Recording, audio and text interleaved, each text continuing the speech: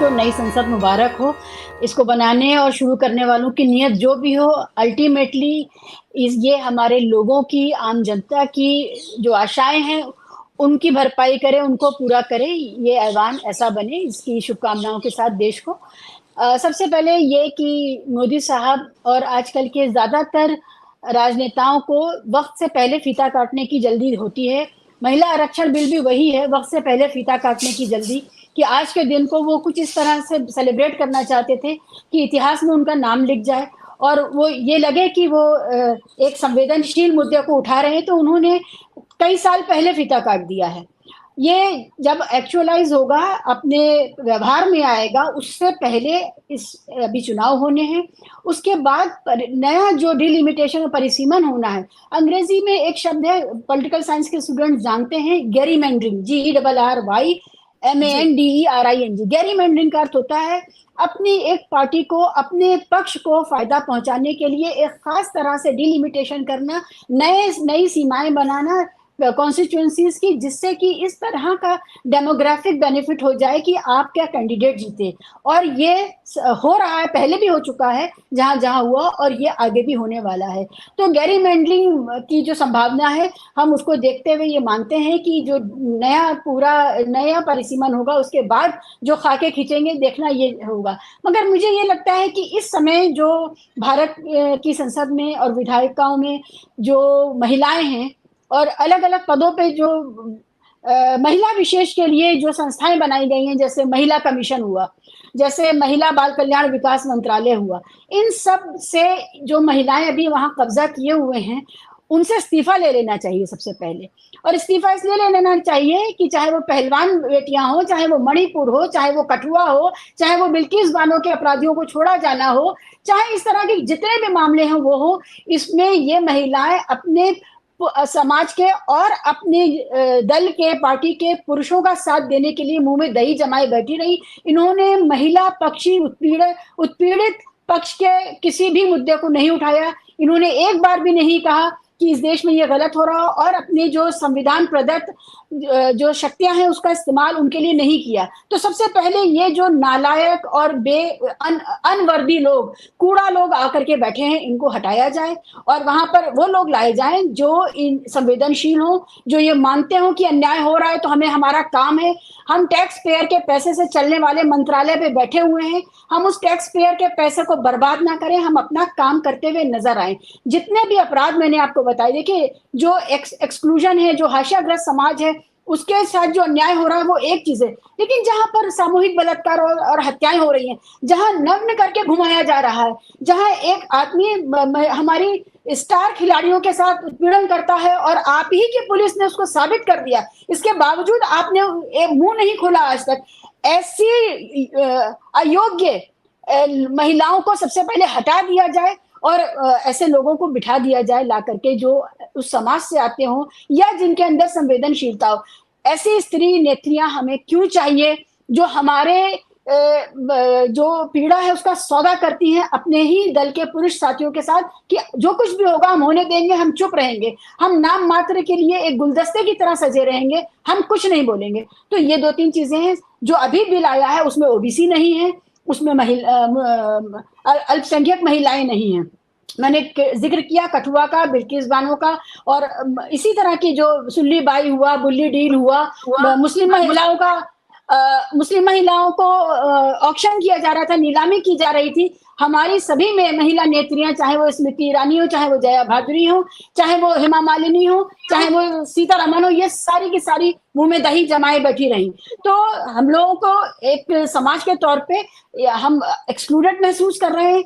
जब ये बिल का मेरे पास कॉपी है, मैंने इसको पूरा पढ़ा, 2 बार पढ़ा कि कहीं इसमें ओबीसी हो, कहीं इसमें पसमानदा हो जिसका इतना जिक्र करते हैं, कहीं इसमें मुसलमान हो, कहीं इसमें क्रिश्चियन हो जिन नन्स के साथ बलात्कार हुए, ईसाई नन्स के साथ बलात्कार हुए, तो वो सब गायब है इसमें से। ये बेहद जो सत्ताधारी वर्ग है उसी को उसमें के अंदर एक और एलीट क्लास पैदा करने वाला बिल है।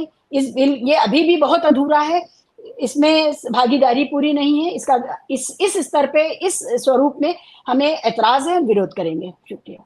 ठीक है, अब मैं राजलक्ष्मी के पास आती हूँ। राजलक्ष्मी, आप अनम्यूट कर लीजिएगा अपने आप को, और दर्शकों को मैं ये बताऊं कि ये जो बिल है ये 6 पेज का बिल है, और इसका जो पेज 4 है उस पर statements of objects and reasons दिया हुआ है जो मैं देख रही हूँ, और उसमें ये उस सारी चीजों को समझाया गया है कि ये कैसे एक मूव फॉरवर्ड है। पहले उन्होंने प्रधानमंत्री नरेंद्र मोदी उज्ज्वला लेकर आए, मुद्रा लाए, वो सब फाइनेंशियल इंक्लूजन की स्कीम्स थी। लेकिन अब जो हो रहा है उसमें ये कहा गया है कि उसमें भागीदारी जो महिलाओं की है वो संसद में बढ़ेगी, नीति निर्धारण में महिलाएं आगे जाएंगी। इसे क्या कहेंगे? 33% रिजर्वेशन टू वुमेन, उसमें से जो 1/3 कोटा है वो SC और ST वुमेन का है, but there is no mention of the OBCs and the women from the minorities, जो बात अभी शीबा कह रही थी। आपको लगता है कि ये बिल आसानी से पास हो जाएगा, राजलक्ष्मी? देखिए, सबसे पहले ये ओबीसी और है ना माइनॉरिटी रिजर्वेशन स्टेट असेंबलीज और पार्लियामेंट में नहीं है, तो SC ST है, तो इसीलिए उसमें एक सब कोटा होना मतलब अगर आप उस हिसाब से देखें तो ये जायज है। लेकिन जहां तक ये अचीवमेंट और ये जो क्रेडिट लेने की बात है, ये तो इस सरकार की एक स्टैंडर्ड क्या कहते हैं पैटर्न रहा है।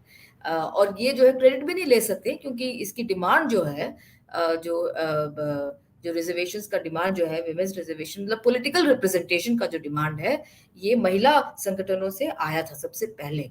और ये हमारे इंडिपेंडेंस के बाद जो एक रिपोर्ट बनी थी, जो टुवर्ड्स इक्वालिटी नाम था उस रिपोर्ट का, जो एक committee on the status of women in India report, ये इसका पूरा टाइटल ये था। तो उन्होंने ये बात सबसे पहले रखी वहां पे कि उनसे जो महिलाएं उनसे पूछती थी कि अगर हम अगर जब जो है जनरल कैटेगरी में हम जीत के आते हैं, मतलब रूरल बॉडीज में, तो हमें ये जो है अधिकार और ये जो रिजर्वेशन मतलब हम पार्लियामेंट में क्यों नहीं जा सकते हैं।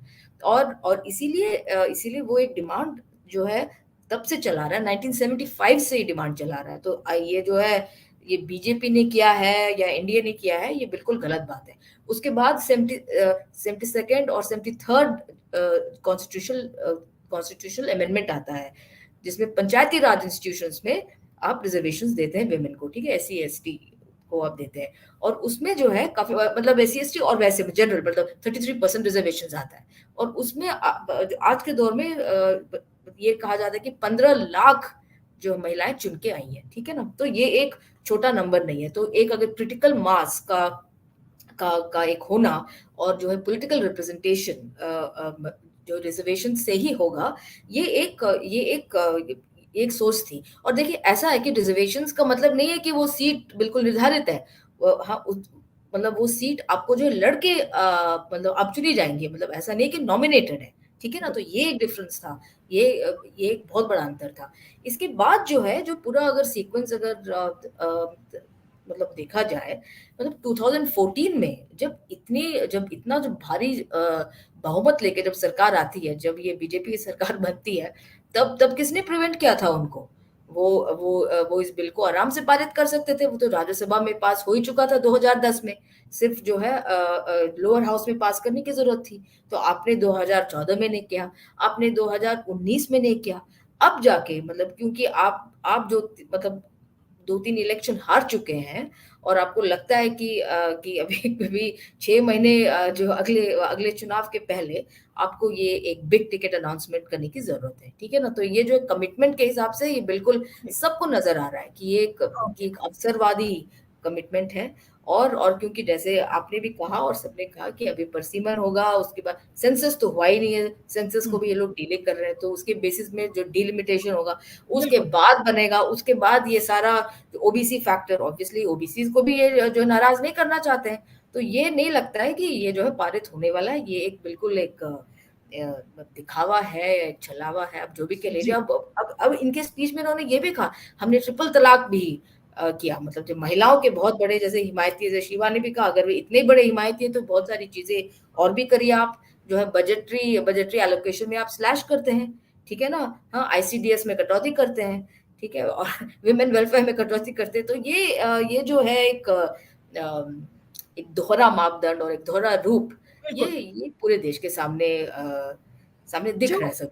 हाँ, जो बात आपने कही, अब मैं ये सवाल ताहिरा जी से करती हूँ और उसके बाद फिर अपने पुरुष पैनलिस्ट के पास आऊंगी।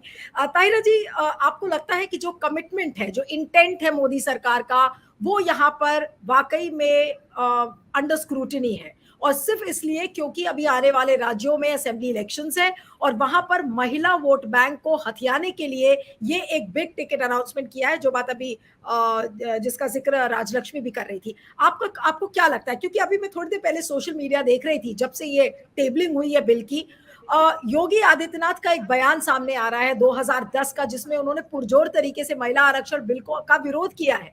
उसके बाद तेजस्वी सूर्या का एक ट्वीट आ रहा है जो उन्होंने डिलीट कर दिया है बहुत इंटेलिजेंटली। उसमें लिखा है कि we dread the day when women's reservation bill will be implemented. That tweet has been deleted very cleverly. अब जो रियल इंटेंट है बीजेपी के लोगों का, ये उसका एग्जाम्पल मैंने आपको दिया है। तो इंटेंशन आपको सरकार की क्या लगती है? ठीक है, आज बहुत हिस्टोरिक दिन है, आज हम सब महिलाओं को सेलिब्रेट करना चाहिए, बातचीत करना चाहिए, लेकिन आज महिला होने के नाते आज जो सवाल पूछने चाहिए इस महिला आरक्षण बिल के जरिए, जिस तरीके से मोदी जी लाए हैं, क्या उस पर हमें सवाल आज नहीं करने चाहिए? जी ताहिरा जी। जी बिल्कुल, देखिए ये 2024 के इलेक्शन का मैं तो कहूंगी कि एजेंडा है जो उन्होंने किया है, और 2027 में सारे स्टेप्स होने के बाद ये कह रहे हैं कि ये लागू हो पाएगा 2027 में जाके। तो आप बताइए, ये अभी उन्होंने कहा, ये कह रहे हैं कि ये हम लाए, मतलब ये एनडीए ला रहा है। इससे पहले ये भूल गए कि ये तो बहुत दिनों से बहुत सरकारें, नरसिम्हा राव, वीपी सिंह, किसने कोशिश नहीं की थी लाने की भाई। 2010 में तो सोनिया गांधी जी ने तमाम इतने हंगामे के बीच में राज्यसभा में पास कराया था। तो ये वो भी भूल गए कि सोनिया गांधी ने, अरे भाई जिसने किया उसका नाम तो लीजिए, सारा सेहरा खुद कैसे आप अपने सर ले लेंगे। और इस देखिए, महिलाओं के प्रति अगर ऐसा कुछ होता कि महिलाओं का हम करना चाहते हैं, तो मैं अभी आपको बताती हूँ कि अभी लखनऊ में भी नेशनल विमेन कमीशन की आई थी चेयरपर्सन। अभी जब शीबा ने कहा तो मैंने कहा यहाँ बताना जरूरी है, वहां मुस्लिम विमेन की तरफ से था कि बोलिए, तो मैंने भी मेरा नाम भी उसमें डाला गया। मैंने सोचा मैं इनसे सवाल करूंगी कि हिजाब की वजह से हमारी बच्चियां जो नहीं पढ़ पाई, हमारा नाम ही काट दिया गया जनाब, उसमें हमारा नाम ही नहीं था। कह लगे नहीं नहीं वो कुछ और लोग आ गए हैं। तो जो औरतें बोल सकती हैं, जो औरतों की आवाज को उठा सकती हैं, अगर वो हिम्मत करके जाती भी है इनके कार्यक्रमों में, तो वहां होता क्या है कि वहां पर उनको बोलने ही नहीं देते हैं। उन्हें पता होता है कि कौन क्या बोलेगा, लाइन होती है, उस लाइन पे बोलेंगे कि लाइन से इधर उधर हो जाएंगे। जाहिर है बिल्किस बानो का, क्या हुआ भाई? हाँ, बोलिए बोलिए बोलिए मैम। हाँ सॉरी, पता नहीं क्या हो गया था। हाँ जी जी, बिल्किस बानो का बिल्कुल, इसमें मैं मानती हूँ, मैं इसमें शीबा के साथ 101% खड़ी हूँ। उनका कनेक्शन टूट गया है। मैं जूही जी और शीबा जी को जाना है, इसलिए मैं एक एक कमेंट आप दोनों से ले लूंगी और उसके बाद फिर अपने सारे पुरुष सहयोगियों के साथ आज की चर्चा में शुरू करूंगी। जूही जी, आपके पास सबसे पहले आती हूँ, बिकॉज आपने कहा था आपको जाना है, so I take another comment for you. आपको लगता है कि अब जैसे मायावती ने कहा कि इस कोटा को बढ़ाकर 50% कर देना चाहिए, ओबीसी वुमेन को इंक्लूड करना चाहिए, आपको लगता है कि ये दोनों सदनों में ये बिल पारित हो जाएगा, कानून बन जाएगा, या ये एक सपना देख रहे हैं इस समय मोदी जी की भाई दोनों सदनों में पारित हो जाएगा? क्योंकि नंबर्स तो हमारे साथ हैं।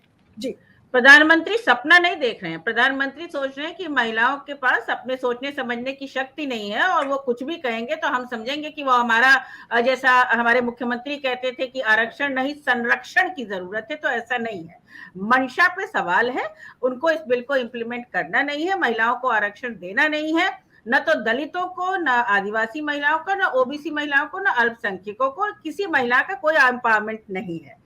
ये भारतीय जनता पार्टी की शुरू से महिला विरोधी सोच रही है। जी जी, तो मेरे ख्याल से जब इंटेंशन ही नहीं है तो उस पर क्या वो कहेंगे, वो जो भी कह सकते हैं। उनका इवेंट मैनेजमेंट एक जनरल रहा है, हर ओकेजन पे ये वही कर रहे हैं, लेकिन महिलाएं इससे बहुत सजग हो चुकी हैं और उनसे सवाल पूछ रही हैं, जवाब तो देने पड़ेंगे। जी, आपने ये सही कहा कि महिलाएं सजग हो चुकी हैं। मुझे याद है कि संसद के अंदर इस तरीके की बातें भी एक टाइम में कही गई थी कि परकटी महिलाओं के बारे में बात हाँ। किया गया था।